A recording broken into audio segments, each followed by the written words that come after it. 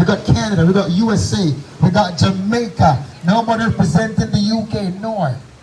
Scotland, Wales, Ireland. Can never be master of others.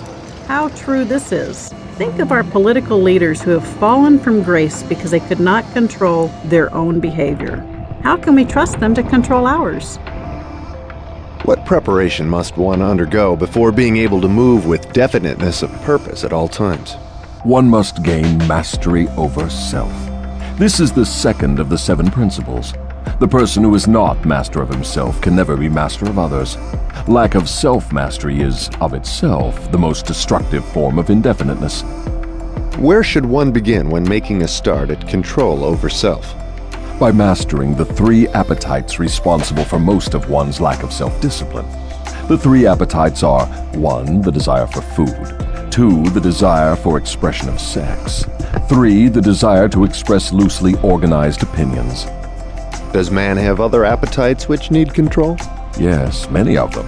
But these 3 are the ones which should be conquered first. When a man becomes master of these 3 appetites, he has developed enough self-discipline to conquer easily those of lesser importance. But these are natural appetites. They must be indulged if one is to be healthy and happy. To be sure, they are natural appetites, but they are also dangerous, because people who have not mastered themselves overfeed the appetites. Self-mastery contemplates sufficient control over the appetites to enable one to feed them what they need, and withhold food not needed. Your viewpoint is both interesting and educational. Describe the details through which I may understand how and under what circumstances people overfeed the appetites. Take the desire for physical food, for example. The majority of people are so weak in self-discipline they fill their stomachs with combinations of rich food which please the taste but overwork the organs of digestion and elimination. They pour into their stomachs both quantity and combinations of food which the body chemist can dispose of only by converting the food into deadly toxic poisons. These poisons clog and stagnate the body's sewer system until it slows down in its work of elimination of waste matter. After a while, the sewer system stops working altogether, and the victim has what he calls constipation. By that time, he is ready for the hospital. Auto-intoxication, or body sewer poisoning, takes the machinery of the brain and rolls it into something resembling a wad of putty. The victim then becomes sluggish in his physical movements and mentally irritable and fussy. If he could only take one good look at and one bad smell of his sewer system, he would be ashamed to look himself in the face. City sewers are not the pleasantest of places when they become overloaded or clogged, but they are clean and sweet compared with the intestinal sewer when it has been overloaded or clogged. This is not a pretty story to be associated with the pleasant and necessary act of eating, but that is where it belongs, because overeating and wrong food combinations are the evils which cause auto-intoxication. People who eat wisely and keep their body sewers clean handicap me, because a clean body sewer generally means a sound body and a brain that functions properly. Imagine, if your imagination can be stretched that far, how any human being could move with definiteness of purpose with his body sewer filled with enough poison to kill 100 people if it were injected into their bloodstream directly. Here again, Napoleon Hill is far ahead of his time.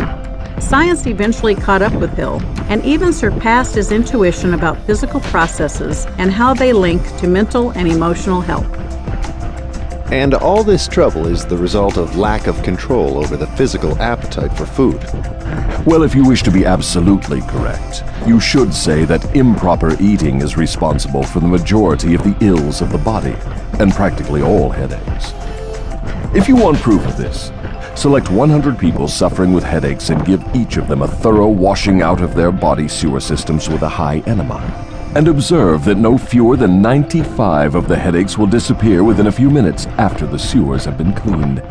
From all you say about the intestinal tract, I gather the impression that mastery over the physical appetite for food means also mastery over the habit of neglecting to keep the intestines clean. Yes, that is true. It is just as important to eliminate the waste matter of the body and the unused portions of food as it is to take the right amount and the correct combinations of food. I never thought of auto-intoxication as being one of your devices of control over people. And I'm utterly shocked to know how many people are victims of this subtle enemy. Let's hear what you have to say of the other two appetites. Well, take the desire for sex expression. Now there is a force with which I master the weak and the strong, the old and the young, the ignorant and the wise. In fact, I master all who neglect to master sex. How can one master the emotion of sex? By a simple process of transmuting that emotion into some form of activity other than copulation. Sex is one of the greatest of all forces which motivate human beings. Because of this fact, it is also one of the most dangerous forces. If humans would control their sex desires and transmute them into a driving force with which to carry on their occupation, that is, if they spent on their work 1/2 the time they dissipate in pursuit of sex, they would never know poverty. Do I understand you to imply there is a relationship between sex and poverty? Yes, where sex is not under definite control. If allowed to run its natural course, sex will quickly lead one into the habit of drifting. Is there any relationship between sex and leadership? Yes. All great leaders in every walk of life are highly sexed, but they follow the habit of controlling their sex desires, switching them into a driving force behind their occupation. Is the habit of overindulgence in sex as dangerous as the habit of taking narcotics or liquor? There is no difference between these habits. Both lead to hypnotic control through the habit of drifting. Why does the world look upon sex as something vulgar? Because of the vulgar abuse people have made of this emotion. It is not sex that is vulgar. It is the individual who neglects or refuses to control and guide it. Do you mean by your statement that one should not indulge the desire for sex? No, I mean that sex, like all other forces available to man, should be understood, mastered, and made to serve man. The desire for sex expression is as natural as the desire for food. The desire can no more be killed than one can entirely stop a river from flowing. If the emotion of sex is shut off from the natural mode of expression, it will break out in some other, less desirable form, just as a river will, if dammed, break through and flow around the dam. The person who has self-discipline understands the emotion of sex, respects it, and learns to control and transmute it into constructive activities. Just what damage is there in overindulgence of sex? The greatest damage is that it depletes the source of man's greatest driving force and wastes, without adequate compensation, man's creative energy. It dissipates energy needed by nature to maintain physical health. Sex is nature's most useful therapeutic force. It depletes the magnetic energy which is the source of an attractive, pleasing personality. It removes the sparkle from one's eyes and sets up discord in the tone of one's voice. It destroys enthusiasm, subdues ambition, and leads inevitably to the habit of drifting on all subjects.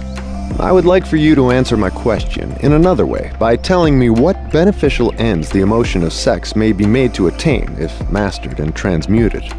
Controlled sex supplies the magnetic force that attracts people to one another. It is the most important factor of a pleasing personality. It gives quality to the tone of voice and enables one to convey through the voice any feeling desired. It serves as nothing else can serve to give motive power to one's desires. It keeps the nervous system charged with the energy needed to carry on the work of maintaining the body. It sharpens the imagination and enables one to create useful ideas.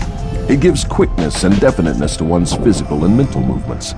It gives one persistence and perseverance in the pursuit of one's major purpose in life. It is a great antidote for all fear. It gives one immunity against discouragement.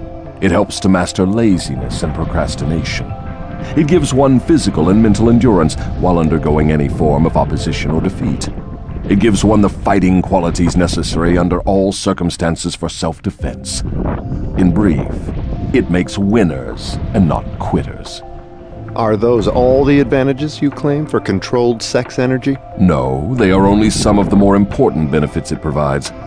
Perhaps some will believe the greatest of all the virtues of sex is that it is nature's method of perpetuation of all living things. This alone should remove all thought that sex is vulgar. I gather from what you say that the emotion of sex is a virtue, not a fault. It is a virtue when controlled and directed to the attainment of desirable ends. it is a fault when neglected and permitted to lead to acts of lust. Why aren't these truths taught to children by their parents in the public schools? The neglect is due to ignorance of the real nature of sex. It is just as necessary in maintaining health for one to understand and properly use the emotion of sex as it is to keep the body's sewer system clean. Both subjects should be taught in all public schools and all homes where there are children. Wouldn't the majority of parents need instruction on the proper function and use of sex before they could intelligently teach their children? Yes, and so would the public school teachers. What relative position of importance would you give to the need for accurate knowledge on the subject of sex? It is next to the top of the list. There is but one thing of greater importance to human beings. That is accurate thought. Do I understand you to say that knowledge of the true functions of sex and ability to think accurately are the two things of greatest importance to mankind? That is what I intend you to understand. Accurate thinking comes first because it is the solution to all man's problems, the answer to all his prayers, the source of opulence and all material possessions. Accurate thinking is aided by properly controlled and directed sex emotion, because sex emotion is the same energy as that with which one thinks. It begins with those who desire self-determination sufficiently to be willing to pay its price. No one can be entirely free, spiritually, mentally, physically, and economically, without learning the art of accurate thinking. No one can learn to think accurately without including, as a part of the needed knowledge, information on the control of sex emotion through transmutation. It will be a great surprise to many people to learn there is so close a relationship between thinking and sex emotion. Tell us now about the third appetite, and let's see what it has to do with self-discipline. The habit of expressing loosely organized opinions is one of the most destructive of habits. Its destructiveness consists in its tendency to influence people to guess instead of searching for the facts when they form opinions, create ideas, or organize plans. The habit develops a grasshopper mind, one that jumps from one thing to another but never completes anything. And of course, carelessness in the expression of opinions leads to the habit of drifting. From there, it is only a step or two until one is bound by the law of hypnotic rhythm, which automatically prohibits accurate thinking. What other disadvantages are there in free expression of opinions? The person who talks too much informs the world of his aims and plans and gives to others the opportunity to profit by his ideas. Wise men keep their plans to themselves and refrain from expressing uninvited opinions. This prevents others from appropriating their ideas and makes it difficult for others to interfere with their plans. Why do so many people indulge in the habit of expressing uninvited opinions? The habit is one way of expressing egotism and vanity.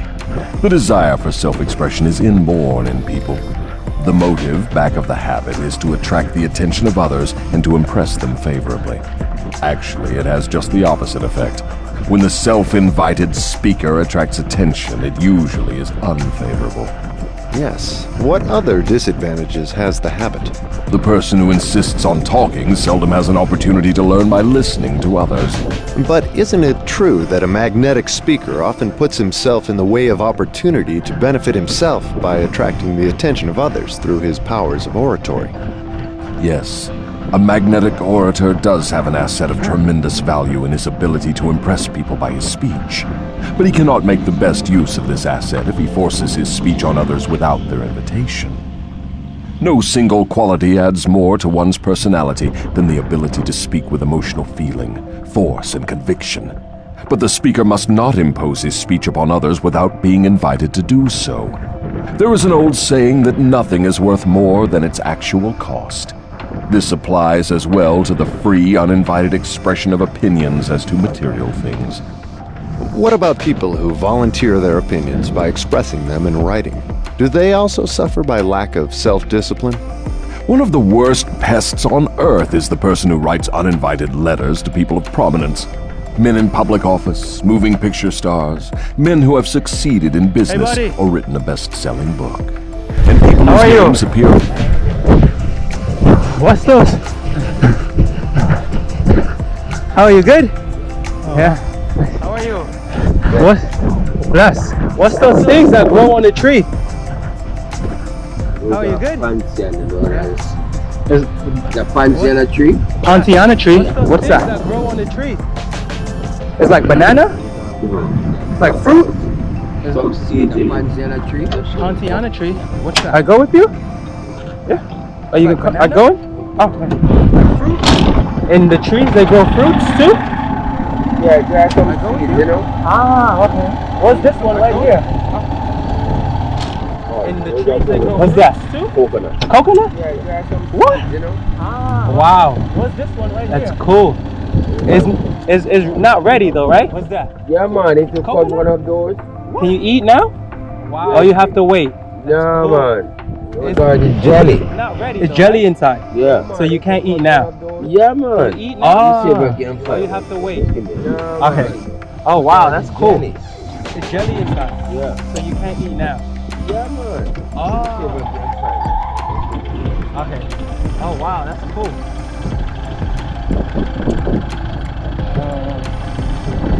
Let it go as fast, but I can This one's coconut. Yeah, man, those are jelly, man. You know, drink jelly over there, sit on the tree and Coconut. Over here. yeah, man, those are jelly. Jelly over there. Yeah, yeah. That's over there. Really? Over there. Yeah, yeah. That's over there. Is coconut here? No, man, it's over there. I gotta get that stick to juke one. Oh, okay. Is coconut here?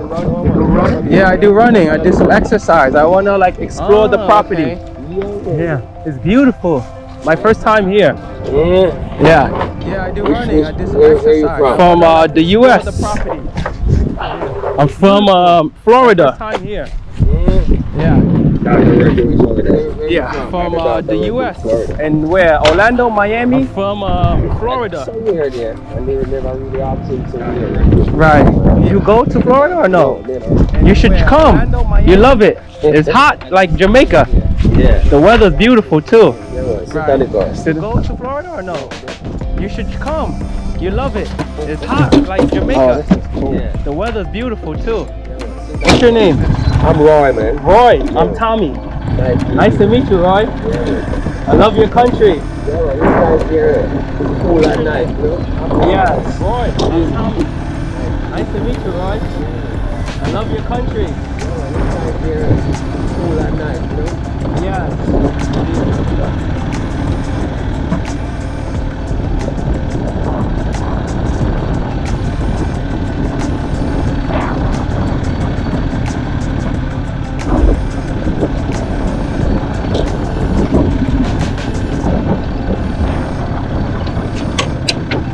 Oh, snap.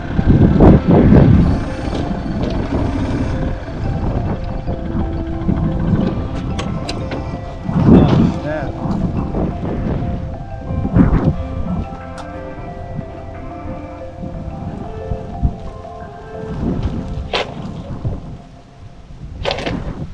Oh, wow.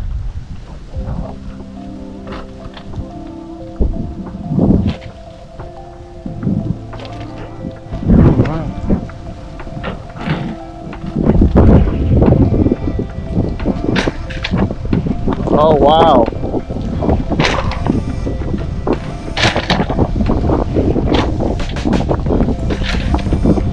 Oh wow.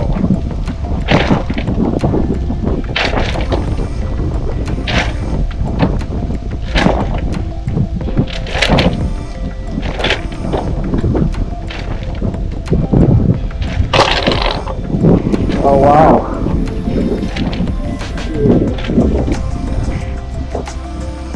Oh, I got it, Roy. I got it.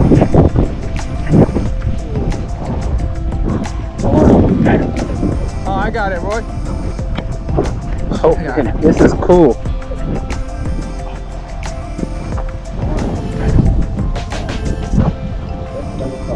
Oh, man, this is cool. Wait, here's okay?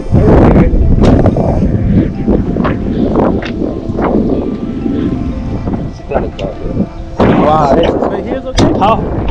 You live here your whole life? Oh wow. How close are you? You live close to here? No? How long? How far? You live here your whole life? Try all. Okay.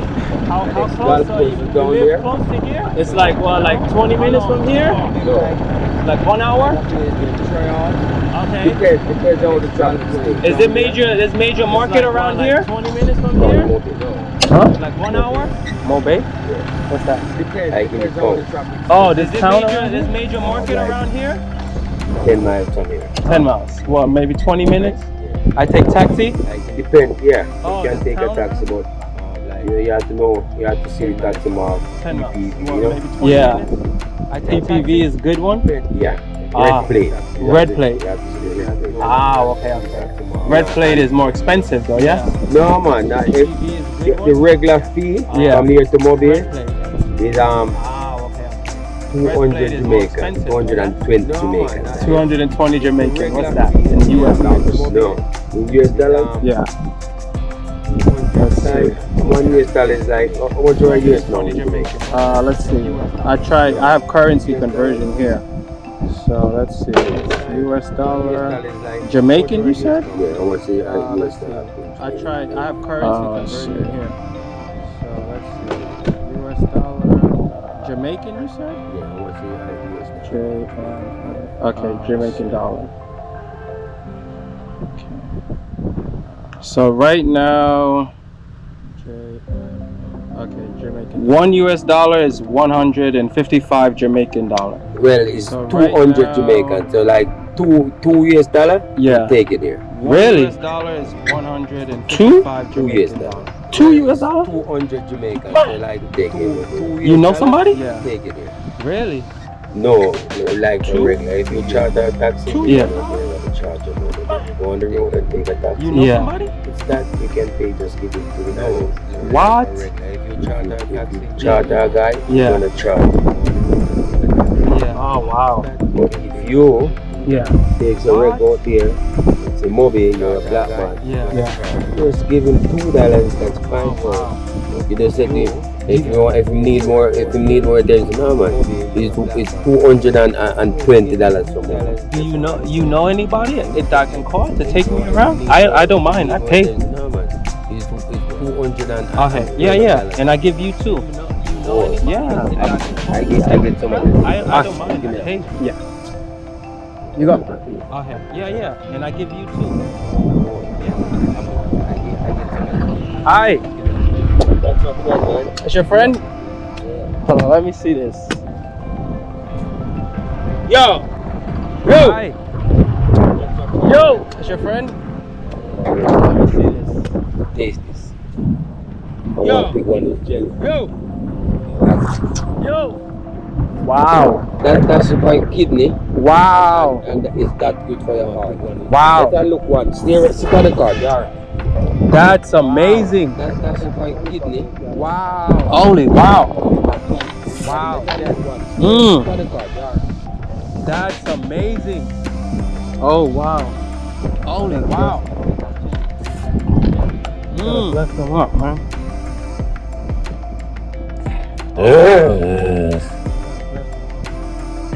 Gotta bless them up, man.